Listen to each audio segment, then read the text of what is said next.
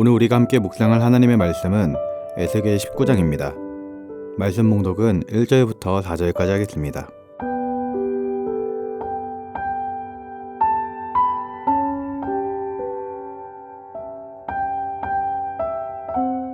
너는 이스라엘 고관들을 위하여 애가를 지어 부르라.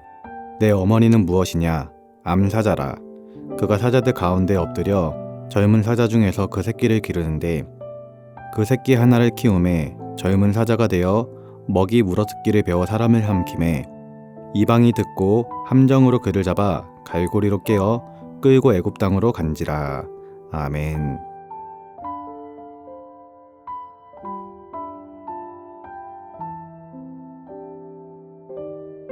오늘 본문 에스겔 19장은 유다의 멸망을 두 가지 비유의 말씀으로 예언하는 본문입니다. 이 본문을 보면 하나님께서는 에스겔 선지자의 입을 통해서 말씀을 전달하셨습니다. 그런데 그냥 예언의 말씀을 전달하는 것이 아니라 슬픈 노래, 애가를 지어 부르게 하셨습니다. 애가는 보통 사람이 죽었을 때 부르거나 나라가 망했을 때 부르는 노래입니다. 하나님께서는 유다가 아직 망하진 않았지만 앞으로 유다가 어떻게 될 것인지를 먼저 알려주시고자 애가를 지어 부르게 하셨던 것입니다. 1절 말씀을 보면 너는 이스라엘 고관들을 위하여 애가를 지어 부르라고 하셨는데 여기서 나오는 고관들은 장관이나 장군과 같은 귀족들을 의미하기보다는 왕들을 뜻하는 말입니다. 유다에는 총 20명의 왕들이 있었습니다. 그 중에 마지막 5명의 왕은 16대 왕인 요시야, 이 요시야 왕과 관련이 있는 사람들이었습니다. 요시야 왕에게는 모두 4명의 아들이 있었습니다. 요하난, 여호야김, 여호아하스, 시드기야입니다. 첫째 아들 요하난은 무슨 이유인진 밝혀지지 않았지만 4명의 아들 중에서 유일하게 왕이 되지 못했습니다. 16대 왕인 요시야에 이어서 셋째 아들인 여호아하스가 17대 왕이 되었고 그 다음으로 둘째 아들인 여호야김이 18대 왕이 되었습니다. 그리고 19대 왕으로는 여호야김의 아들이자 요시야의 손자인 여호야긴이 등극했습니다. 그리고 마지막으로는 요시야의 막내 아들인 시드기야가 20대 왕으로 등극을 하였습니다. 요시야의 셋째 아들이자 유다의 17대 왕인 여호아하스는 첫째 형과 둘째 형을 제치고 왕이 오른 것으로 보아 기대를 한 몸에 받았던 것으로 보입니다. 하지만 그는 하나님 보시기에 악을 행하다가 왕이 된 지 3개월 만에 애굽 왕 느고에 의해서 폐위가 되었고 애굽으로 끌려가서 죽게 되었습니다. 그 후에 요시야의 둘째 아들인 여호야김이 18대 왕이 되어 11년간 다스렸지만 그의 통치 때에 바벨론의 침략을 받아서 수많은 사람들이 끌려가게 되었습니다.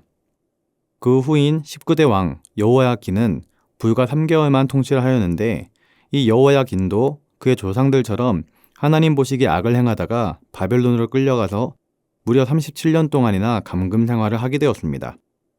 요시야의 막내 아들인 시드기야가 유다의 20대 왕이 되어 11년간 통치했지만 그는 그의 자식이 눈앞에서 죽임을 당하는 것을 보게 되었고 자신도 두 눈이 뽑히고 놋사슬에 결박당하여 바벨론으로 끌려가 죽게 되었습니다. 결국 시드기야는 유다의 마지막 왕이라는 비극적인 타이틀의 주인공이 되기도 하였습니다. 오늘 본문 1절부터 9절까지 말씀 중에서 1절부터 4절까지의 말씀은 유다의 17대 왕인 여호아하스에 대한 애가이고 5절부터 9절까지는 19대 왕이었던 여호야긴에 대한 애가입니다. 유다의 왕들은 어떤 모습들이었습니까? 왕이라면 모름지기 백성들을 보호하고 나라를 부강하게 만들어야 합니다. 그러나 이스라엘 역사를 보면 이스라엘 왕은 적으로부터 백성을 보호하는 왕이 아니라 오히려 자기 백성을 잡아먹는 왕이 많았습니다. 무슨 말이냐면 우상 숭배의 제약에 빠져서 하나님을 떠나고 백성들도 하나님을 찾지 못하도록 만드는 그런 왕이었던 것입니다. 그래서 하나님을 의지하기보다는 이방 나라들을 의지하다가 그들에게 이리저리 흔들려서 나라가 위태로울 때가 참 많았고 하나님의 권고에도 불구하고 돌이키지 않아 결국에는 멸망을 당하게 되었던 것입니다. 오늘 본문은 이러한 남유다 왕들의 어리석은 모습을 보여주며 슬픈 노래를 부르고 있는 것입니다. 왕은 단순한 통치자가 아니라 나라의 영적, 도덕적 방향을 결정하는 중요한 존재입니다. 이스라엘의 역사를 보면 왕이 하나님을 경외하면 나라가 흥왕했지만 왕이 악을 행하면 백성들도 하나님을 떠나 다 같이 멸망의 길로 갔습니다. 오늘날도 마찬가지입니다. 가정의 가장, 교회의 지도자, 나라의 정치 지도자들이 어떤 방향을 잡느냐에 따라서 많은 사람들이 영향을 받습니다. 따라서 우리는 기도할 때 바른 지도자가 세워질 수 있도록 기도해야 될 줄 믿습니다.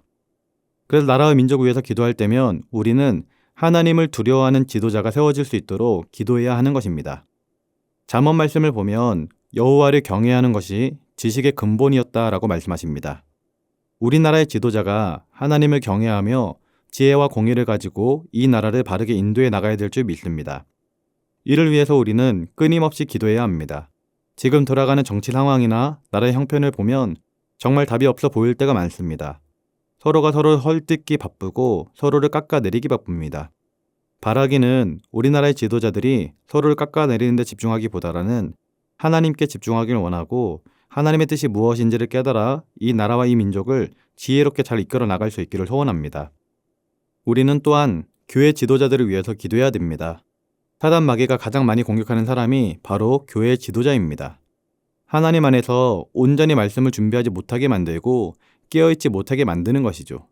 계속해서 교회 안에 사건과 사고를 일으켜 사역에 집중하지 못하게 만드는 것입니다. 이런 상황 가운데 말씀을 준비하고 교회를 치르는 것도 굉장히 어려운 일입니다. 그렇기 때문에 우리 성도는 교회 지도자를 위해서 더욱더 기도해야 될 줄 믿습니다. 사단, 마귀, 악한 영이 틈타지 못하도록 오직 성령의 충만함과 하나님의 지혜와 능력이 임하도록 기도해야 하는 것입니다.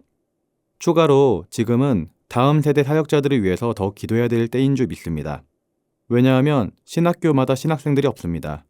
교회마다 부교역자가 부족해서 부교역자를 구하는 데 굉장히 어려움을 겪고 있습니다. 서울이나 경기도 주변은 그나마 교역자 수급이 원활하지만 지방 교회들은 교역자들을 구하지 못해서 굉장한 어려움에 처해 있는 것입니다. 이를 위해서도 우리가 함께 기도해야 될 줄 믿습니다. 마지막으로 우리는 내가 우리 가정과 직장의 작은 지도자라는 것을 기억하며 나 자신을 위해서도 기도해야 될 줄 믿습니다. 우리가 먼저 하나님을 경외하며 바른 영향력을 끼치며 살아가야 하는 것입니다. 오늘 본문 에스겔 19장의 슬픈 노래는 유다의 왕들이 하나님을 떠난 결과가 얼마나 비참한지를 보여주었습니다. 우리는 이 말씀을 통해 지도자의 중요성을 깨닫고 하나님을 의지하는 지도자가 세워지도록 기도해야 하겠습니다. 또한 우리 자신도 하나님 앞에 바로 서서 주어진 자리에서 선한 영향력을 미치는 지도자가 되어야 될 줄 믿습니다. 오늘도 나라와 민족 그리고 한국교회와 우리 가정을 위해서 기도하며 그렇게 나아가는 성도님들 되시길 예수님의 이름으로 기도드립니다. 기도하겠습니다. 사랑의 하나님 아버지, 오늘 말씀을 통해 하나님을 따르지 않았던 유다의 왕들이 어떻게 되었는지를 살펴보았습니다. 오늘 말씀을 통해 지도자들이 얼마나 중요한지를 다시 한번 깨닫게 되었습니다. 우리나라 대한민국의 지도자들이 하나님을 경외하도록 은혜를 더하여 주시옵소서. 우리 한국교회 목사님들이 온전히 사역에 전념할 수 있도록 능력을 더하여 주시옵소서. 또한 신학교마다 신학생이 없고 교회마다 부교역자가 없는 이 안타까운 현실이 그치게 하여 주시고 하나님의 사람들이 많이 세워질 수 있도록 축복하여 주시옵소서. 또한 우리 한 사람 한 사람이 그렇게 깨어있는 사람 되길 소원하오니 예배하는 우리 모두가 영적으로 깨어있는 하나님의 자녀가 되도록 은혜와 축복을 더하여 주시옵소서. 감사를 드리며 예수님의 이름으로 기도드립니다. 아멘. 하늘에 계신 우리 아버지, 아버지의 이름을 거룩하게 하시며 아버지의 나라가 오게 하시며 아버지의 뜻이 하늘에서와 같이 땅에서도 이루어지게 하소서. 오늘 우리에게 일용할 양식을 주시고 우리가 우리에게 잘못한 사람을 용서하여 준 것 같이 우리 죄를 용서하여 주시고 우리를 시험에 빠지지 않게 하시고 악에서 구하소서. 나라와 권능과 영광이 영원히 아버지의 것입니다. 아멘.